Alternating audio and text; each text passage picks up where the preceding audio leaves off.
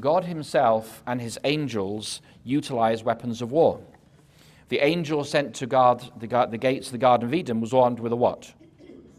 So in Genesis 3:24, there was an angel placed with a flaming sword to prevent Adam and Eve getting back into the Garden of Eden. When the angel appeared before Balaam and his donkey, what did the angel have in his hand?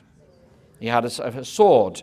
When Jesus appeared before Joshua in Joshua chapter 5, as the commander of the armies of the host of heaven, what did Jesus have in his hand? He had a sword. And so all these images, particularly in the Old Testament, are of angels and of Jesus himself who utilize a sword. And if you look in the first verse, look in a bit more detail, is here Exodus 22, 2 through 3, which says this. It says, if a thief is found breaking in and is beaten to death, no blood guilt is incurred. But if it happens after sunrise, blood guilt is incurred. And so what this verse here enshrines in the Mosaic law, the rights to lethal violence in self-defense, particularly when you're not sure what's happening. You're caught unawares. Somebody breaks into your tent at night. You can't flip on the light. They didn't have that back then. All you know is that somebody is in your tent and there's your family. And the Mosaic law says in those cases, you are allowed to use lethal force to defend your family. Psalm 46 and verse 1 says this, God is our refuge and strength, a very present help in trouble. And the psalmist goes on to say later in Psalm 144, he says, it is God who trains my hands for war and my fingers for battle.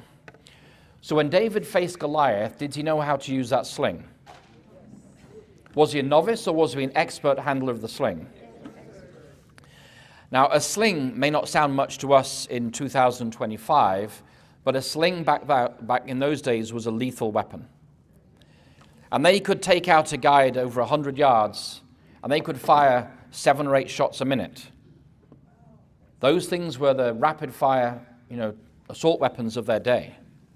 And when David picked up 5 stones by the brook there, why did he pick up 5 stones? Because he was confident that he could take out one shot, will take out one giant at a time, and Goliath had 4 other brothers. David knew he was skilled in the art of war, and with 5 shots he could take out 5 giants. So David was prepared for his battle with Goliath. He didn't wait until the time of crisis before preparing, but he prepared himself before the time of crisis arose. And then you have Proverbs 23 and verse 31. As Solomon says this, the horse is prepared against the day of battle, but safety is of the Lord. And what we find here, as we find repeatedly through the scriptures, is there is a principle that we do our bit and then we trust God for the outcome. In this passage here, which says that the horse is prepared for the day of battle, so we do our bit in training our war horses, but safety and the ultimate outcome belongs to God. And so throughout the scriptures, we find repeated examples of God's people preparing for war in a physical sense, but they always trusted God for the outcome. In violent times, we may need to prepare to defend ourselves, but we always trust the outcome to God. Solomon goes on to say this. He says, like a muddied spring or a polluted fountain is a righteous man who gives way before the wicked. Proverbs 25 and verse 26. And so there's no use coming to a muddied spring or to a polluted fountain, is there? A fountain promises much, but when you discover that it's polluted, you want nothing to do with it.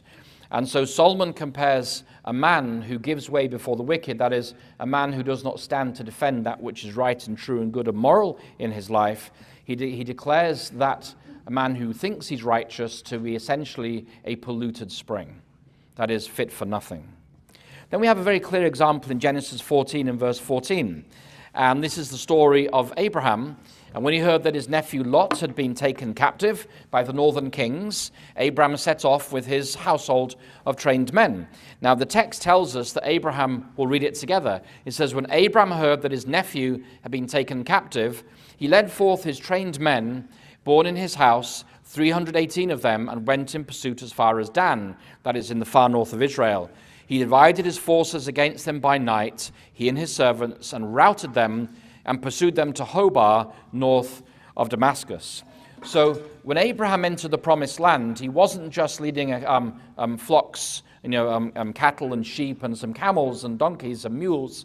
he actually had over 318 adult men who were trained for battle in his household, because he knew he was entering the Badlands. Canaan was a shifting mixture of city-states who were always at war with one another. It was a land of shifting political alliances. And Abraham knew that when he entered the promised land, he wasn't just going to enter like the Garden of Eden. There was going to be fighting there. So he had already prepared 318 adult men ready for battle for when they entered the promised land. And when Lot was taken captive, Abraham went after Lot and his captors, and he retrieved Lot and all his property, and none of the family were destroyed.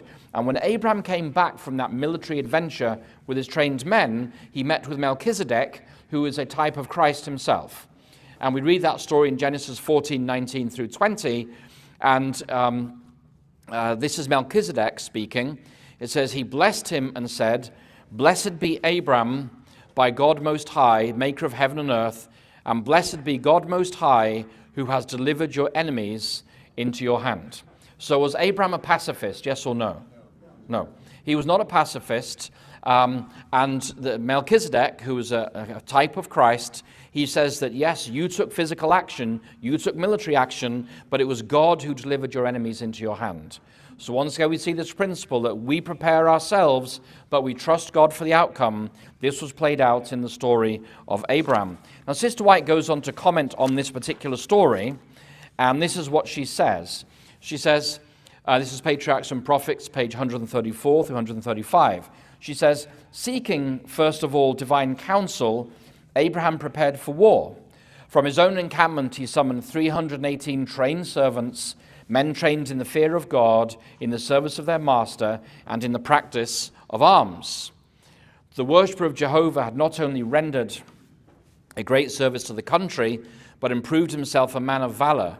It was seen that righteousness is not cowardice, and that Abraham's religion made him courageous in maintaining the right and defending the oppressed. So does the spirit of prophecy speak positively about Abraham's self-defense or negatively? Positively. That Abraham had trained men ready to defend the family when they came under attack from those northern kingdoms.